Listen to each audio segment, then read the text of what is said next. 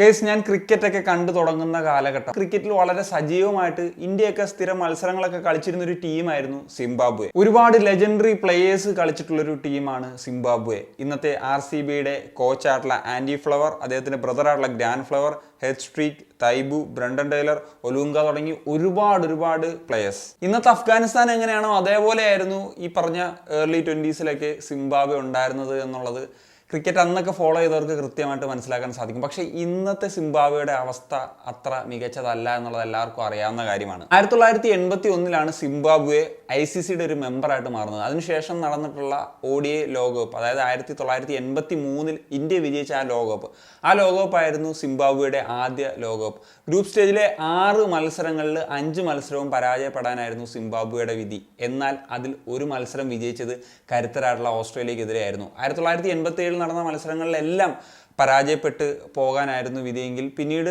92-ലും 96-ലും ഒക്കെ നടന്ന ലോകകപ്പിലും group stage കടക്കാനായിട്ട് സിംബാബ്വെക്ക് സാധിച്ചിട്ടില്ല എന്നുള്ളതാണ്. എന്നാൽ സിംബാബ്വെയെ സംബന്ധിച്ചിടത്തോളം അവരുടെ ഒരു മികച്ച കാലഘട്ടം എന്നൊക്കെ പറയുന്നത് ഒരു mid-90s ഏർലി 2000-ഉമാണ്. 1992 സിംബാബ്വെക്ക് ടെസ്റ്റ് പദവി കിട്ടുന്നത്.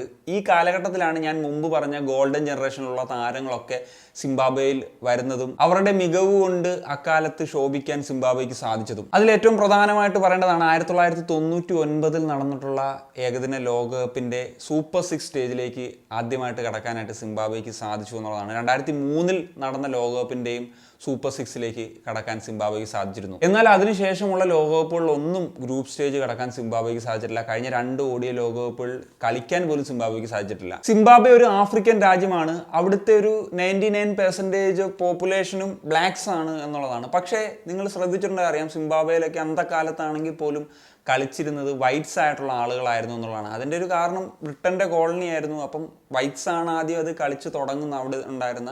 അപ്പോൾ അങ്ങനെയാണ് അത് വരുന്നത്. എന്നാൽ 95 ആദ്യമായിട്ട് ഒരു ബ്ലാക്ക് ആയിട്ടുള്ള പ്ലെയർ സിംബാബ്വെക്ക് വേണ്ടി കളിക്കുന്നത്. അത് ഹെൻറി ഒലോങ്ക എന്ന് പറഞ്ഞിട്ടുള്ള ഫാസ്റ്റ് ബോളർ ആയിരുന്നു. 18-ാമത്തെ വയസ്സിലാണ് അദ്ദേഹം സിംബാബ്വെ ദേശീയ ടീമിലേക്കുള്ള തൻ്റെ അരങ്ങേറ്റം നടത്തുന്നത്. വൈറ്റ്സ് ഗെയിം എന്ന് പറഞ്ഞിരുന്ന സിംബാബ്വെയുടെ ഒരു ഗെയിമിനെ ആ ഒരു മാറ്റം തന്നെ കൊണ്ടുവന്നത് ഇദ്ദേഹമായിരുന്നു. അതിനുശേഷം ഒരുപാട് ബ്ലാക്സ് ആയിട്ടുള്ള പ്ലെയേഴ്സൊക്കെ സിംബാബ്വെക്ക് വേണ്ടി കളിക്കാനായിട്ട് തുടങ്ങി എന്നുള്ളതാണ്.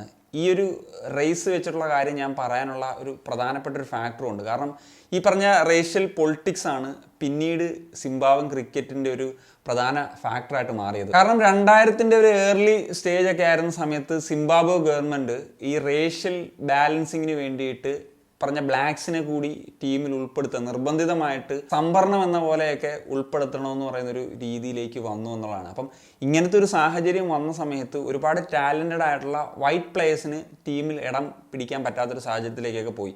ഇത് അവരുടെ ടീമിൽ വലിയൊരു പ്രശ്നമുണ്ടാക്കി. സോ അതിൻ്റെ പേരിൽ അവരുടെ പ്രധാനപ്പെട്ട താരങ്ങളായിട്ടുള്ള ആൻഡി ഫ്ലവറും ഹെഡ് സ്ട്രീക്കും ഒക്കെ അടക്കമുള്ള 15 താരങ്ങളാണ് ദേശീയ ടീമിൽ നിന്ന് വിരമിക്കുന്നത്. പിന്നീട് പുവർ അഡ്മിനിസ്ട്രേഷൻ, മിസ്മാനേജ്മെൻറ്റ്, കറപ്ഷൻ, അതിൽ ICCയുടെ ഫണ്ട് ഏതാണ്ട് മില്യൺസ് ആണ് തട്ടിച്ചതെന്നുള്ള വാർത്തകളൊക്കെയാണ് പിന്നീട് പുറത്തേക്ക് വന്നത്. ഓൾസോ മാച്ച് ഫിക്സിങ്ങും ഒരു പ്രധാനപ്പെട്ട ഫാക്ടറായിട്ട് മാറി. 2019 ഗവൺമെൻറ്റിൻ്റെ ഒരു ഇടപെടൽ കാരണം ഒരു താൽക്കാലിക ഫെഡറേഷനെയൊക്കെ രൂപീകരിക്കുന്ന സാഹചര്യമൊക്കെ വന്നു. പക്ഷേ ഇത് ICC നോക്കി നിന്നില്ല. കാരണം ICCയുടെ ചട്ടങ്ങൾക്ക് എതിരായിട്ടുള്ളൊരു കാര്യമാണ്. അങ്ങനെയാണ് 2019 സിംബാബ്വെ ICC സസ്പെൻഡ് ചെയ്യുന്നത്. അപ്പോൾ ICCയുടെ ഒക്കെ ഫണ്ട് കുറഞ്ഞതോടുകൂടി വലിയ തോതിലുള്ള സാമ്പത്തിക പ്രതിസന്ധിയൊക്കെ നേരിടാൻ തുടങ്ങി സിംബാബ്വെ ക്രിക്കറ്റ് ഫെഡറേഷൻ എന്നുള്ളതാണ്. അപ്പം ഇങ്ങനൊരു സംഭവം വന്ന നിലയ്ക്ക് പ്ലേയേഴ്സിന് വേജ് കൊടുക്കുന്ന കാര്യത്തിലൊക്കെ വലിയ പ്രശ്നങ്ങൾ നേരിടേണ്ടി വന്നു. പിന്നെ അവർക്ക് ഒരു പൂറായിട്ടുള്ള യൂത്ത് ഡെവലപ്മെൻറ്റ് പ്രോഗ്രാമും കാര്യങ്ങളൊക്കെയാണ്. അതുകൊണ്ട് തന്നെ പുതിയ ടാലൻസ് ഉയർന്നു വരുന്ന ഒരു കാര്യത്തിലും വളരെ പിന്നോട്ട് പോയി എന്നുള്ളതാണ്. പിന്നെ ഡെവലപ്പായിട്ട് വരുന്ന താരങ്ങൾ ഈ പറഞ്ഞ വേജിൻ്റെ പ്രശ്നങ്ങളൊക്കെ ഉള്ളതുകൊണ്ട് മറ്റു പല രാജ്യങ്ങൾക്ക് വേണ്ടി കളിക്കുക എന്ന് പറയുന്ന രീതിയിലേക്ക് പോയി. അതിൽ ഏറ്റവും പ്രധാനപ്പെട്ട ഒരു താരമായിട്ട് പറയേണ്ടതാണ് സാം കർൺ. സാം കറിൻ്റെ സഹോദരനായിട്ടുള്ള ടോം കർണും ഒക്കെ നിലവിൽ ഇംഗ്ലണ്ടിൻ്റെ താരങ്ങളാണ്. പക്ഷേ അവർ സിംബാബ്വെക്ക് കളിക്കാനും എലിജിബിൾ ആയിട്ടുള്ള താരങ്ങളായിരുന്നു എന്നുള്ളതാണ്. കാരണം ഇവരുടെ പിതാവായിട്ടുള്ള കെവിൻ കർൺ സിംബാബ്വെക്ക് വേണ്ടി അന്താരാഷ്ട്ര മത്സരങ്ങൾ കളിച്ചിട്ടുള്ളൊരു താരമായിരുന്നു. എന്നാൽ ഇവരുടെ മറ്റൊരു സഹോദരനായിട്ടുള്ള ബെൻ കർൺ സിംബാബ്വെക്ക് വേണ്ടി തന്നെയാണ് കളിച്ചത് എന്നുള്ളതാണ്. മറ്റൊരു കാര്യം കൂടി പറയണം, സാം കർൺ തൻ്റെ ജൂനിയർ ലെവൽ കാറ്റഗറിയിലൊക്കെ സിംബാബ്വെക്ക് വേണ്ടി കളിച്ചിട്ടുണ്ടായിരുന്നു. നിലവിൽ സൗത്ത് ആഫ്രിക്കയൊക്കെ ആയിട്ടൊരു ടെസ്റ്റ് സീരീസ് കളിച്ചുകൊണ്ടിരിക്കുകയാണ് സിംബാബ്വെ. സിംബാബ്വെയുടെ ടെസ്റ്റിലെ ഒരു റെക്കോർഡ് പറയുമ്പോൾ 1997 മുതൽ 2002 വരെയുള്ളൊരു വലിയ റെക്കോർഡുണ്ട്.